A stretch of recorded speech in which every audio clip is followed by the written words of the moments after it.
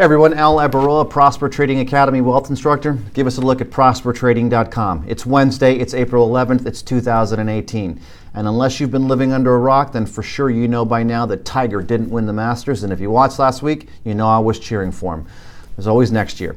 Now, as a consolation prize, and maybe it's not a consolation prize, but Ferrari won the Grand Prix in Bahrain. That's back-to-back finishes on top of the podium for Ferrari, so congrats to Vettel. Keep up that momentum. I'm not even going to get deep on the subject of the Miami Marlins. I tweeted over the weekend that a mercy rule would have been phenomenal for Major League Baseball, seeing that my boys got dusted to the Phillies 20-1 on Saturday. It's depressing, but let's not talk about that. Let's get on to it. There is so much to discuss this week. We've got China, we've got Facebook, we've got Syria, and of course, we've got the market's reaction to all of that. So how many of you out there watched the Zuckerberg testimony yesterday and today? I mean, it's kind of almost comical. First, we've got senators that are asking him questions in all forms. I mean, we have the clueless asking questions. Take, for example, Senator Hatch from Utah. No disrespect to the man, but this is the longest running senator in the Republican Party, and this poor guy asked, out loud I might add, if a version of Facebook will always be free, how do you sustain a business model in which users don't pay for your service? After a long pause, Mark Zuckerberg said, Senator, we run ads. Holy smokes. And then we have the flip side, that with Senator Cruz out of Texas, just grilling him. I mean, I appreciate him wanting to ask questions and trying to look tough, but give me a break. He wasn't asking questions, he was torturing the guy. And maybe it's rightfully so. But this line of questioning and everything that they're doing, I mean, it kind of seems pretty silly. Facebook, plain and simple, violated our privacy rights.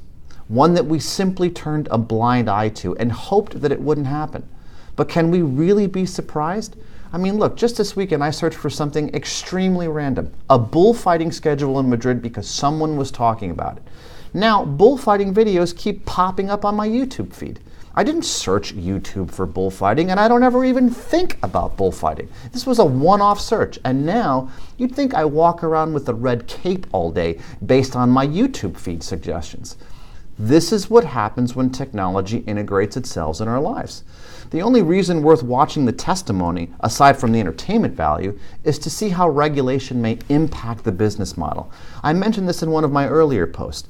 And we want to see how the market reacts to his words. And I'll tell you what, he's doing a great job. So far, so good, because Facebook's up over 4% since testimony began. So let's flip our attention to trade wars. The Chinese president offered to ease restrictions on trade, nothing specifically directed to the U.S. Of course, that would be conceding defeat, but the markets loved that, especially in the face of a failed rally on Monday. Again, more noise. Monday we gapped up, we rallied strong in the hopes of that China speech, but we couldn't hold it thanks to the raid on President Trump's attorney's office. This is noise, and quite frankly, I'm getting sick of this kind of gossip. They claim that it has to do everything with the Russia investigation, but I got to tell you what, I'm not buying that.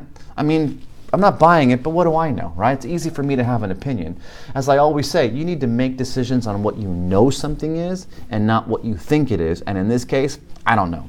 But how about we focus some attention on how we might avoid war with Syria and Russia? Maybe we work on avoiding a trade war. How about we work on deficit controls? There's so many more important things to focus on, and this is what we're dealing with. It kills me.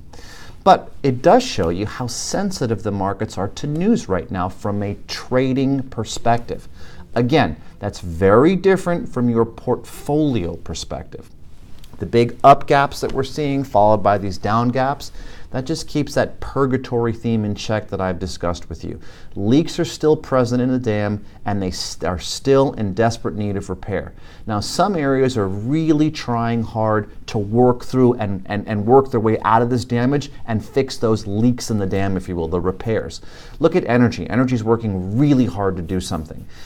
Do yourself a favor. Take a look at a gold chart. Look at the miners. They surged higher today. GDX breaking above their 200-day moving average. Take a look at GLD reaching its 2018 high. So what's going on there? I'm not sure, but maybe the ever-rising debt and the cost of that debt service is finally starting to emerge and show up and starting to get priced in that asset, meaning the gold's asset price. All I know is that we are certainly in interesting times, and that is for sure. As always, and maybe even now more than ever, it's really important to gauge your risk and know what you're going to do when things change. Understand how a spend down provision impacts your portfolio. Understand how any pullbacks in the markets may impact that. Look at your income stability, and most importantly, stay mentally fit. I'm Al Abaroa, Prosper Wealth Academy, instructor for financial intelligence training. Take a look at prospertrading.com. Thank you.